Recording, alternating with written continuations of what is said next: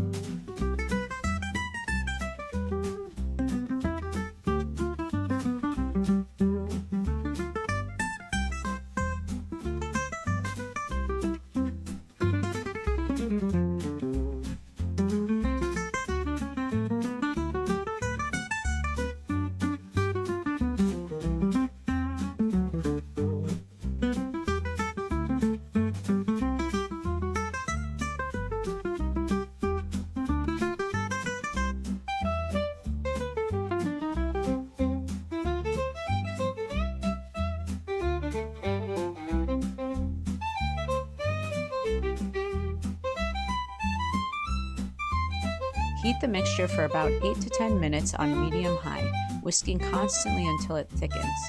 Do not boil it. It should hit around 180 to 185 degrees Fahrenheit or pass the spoon test.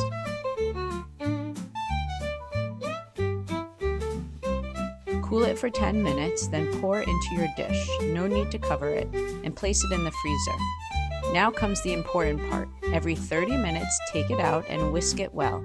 Do this 6 times. If you stretch to 45 minutes here or there, it's okay. The goal is breaking up ice crystals for the smoothest texture possible.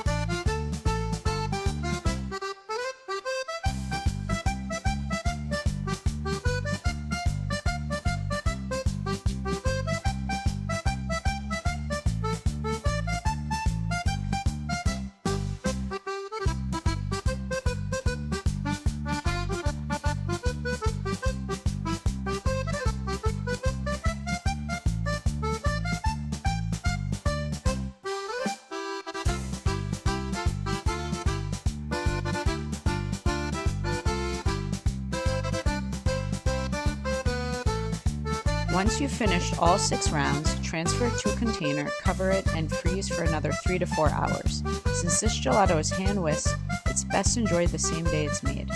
Maple gelato is so delicious and so unique, and while a machine gives you the most authentic texture, this version still delivers rich, flavorful results and a fun hands-on process. Have a flavor request? Drop a comment or email tips@morganmorano.com. Check out our channel for more videos on making gelato, sorbet, and other Italian-style treats. And don't forget to hit subscribe for more gelato tips, tutorials, and recipes.